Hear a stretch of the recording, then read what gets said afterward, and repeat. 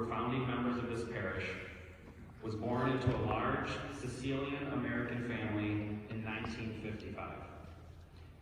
Growing up, she was always surrounded by her siblings, Ernie, Grace, and Peter, aunts and uncles, and many cousins. It was during her childhood that she absorbed defining Sicilian American values, which are rooted in three main elements: a deep and abiding sense of family, a strong work ethic, and a centuries-long devotion to our Catholic faith. Phyllis's greatest source of love came from her family. She married Greg in 1980, and together they shared over 41 wonderful years of marriage. Together they had a more traditional marriage where Greg worked outside of the home and Phyllis worked 24/7 to manage the household, while also becoming a special education teacher. Merging two entirely different upbringings, they had a loving, respectful, and committed marriage that will forever be a lasting model for their children. Mom often told me that her greatest joy in life, the main event that gave her life purpose, was becoming a mother. She often told me about how my birth was the happiest day in her life, because it was then that she became a mother. I also know that she felt the same way when my sisters were born, and she loved Melissa, Mike, and Alex like they were her own blood children. Phyllis was an incredibly loving, caring, and supportive mother. Mom's love for us was so intense and so deep that I can literally feel it here and now. Mom was happiest when we told her about our lives, shared with her our interests and our fears, and she could comfort us, give us support, and encourage us to become something amazing. Everything we have accomplished was made possible because of her love. And what was truly astounding to me was how Mom's love grew even stronger when her grandchildren came into this world.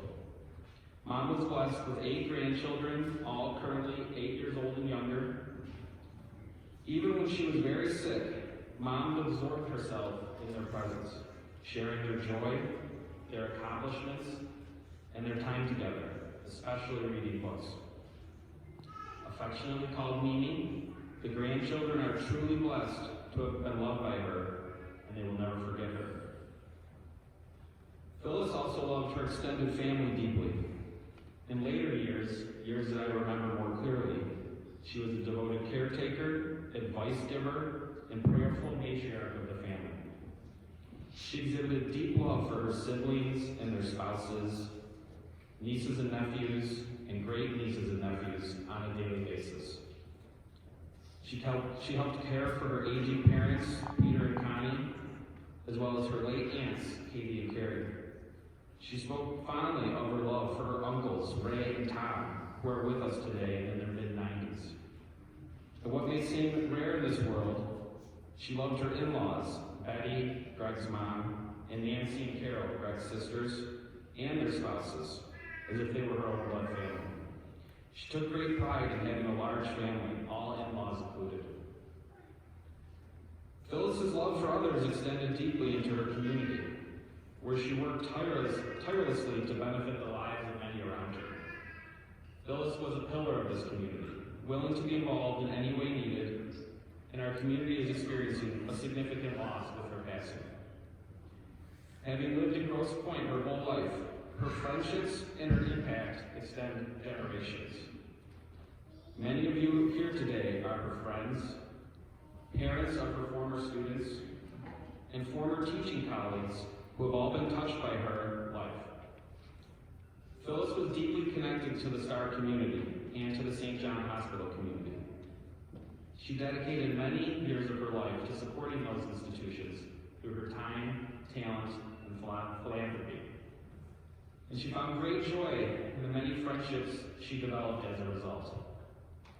Phyllis served her community because she loved her community, never doing it for praise or acknowledgement.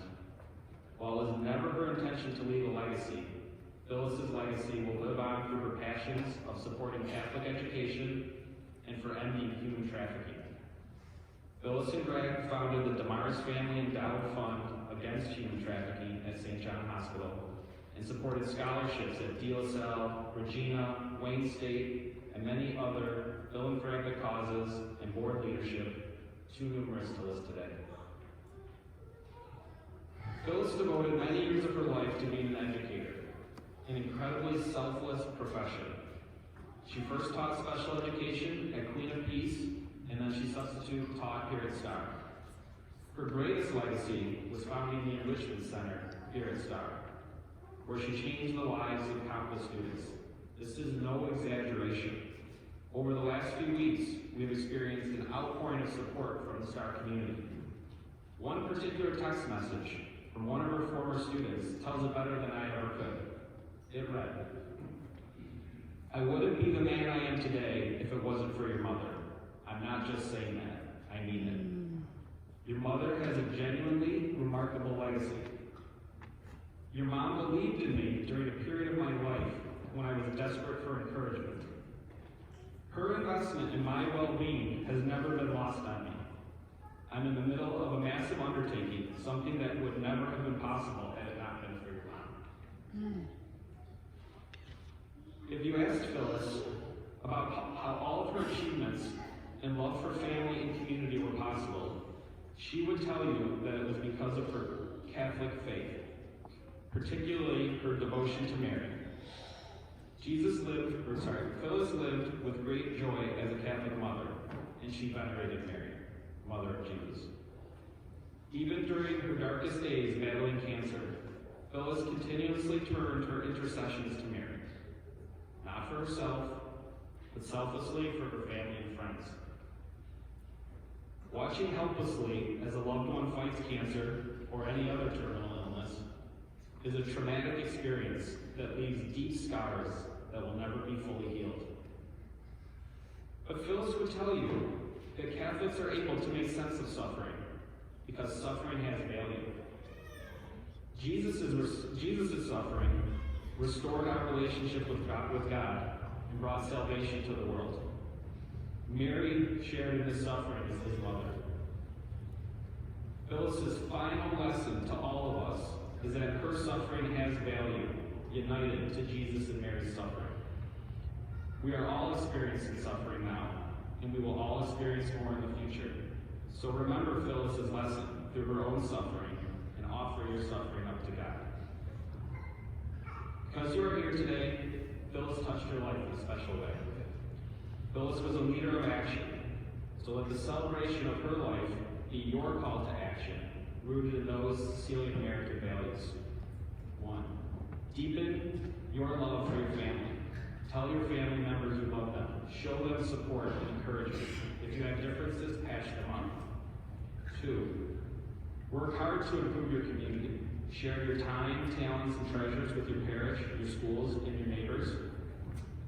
Put others before yourself. Give first. And 3. Devote yourself to your Catholic faith. Pray often. Pray for Phyllis. Pray for each other. Live your life as an example of Christ. Venerate Mary, Mother of Jesus. Offer up your suffering to God.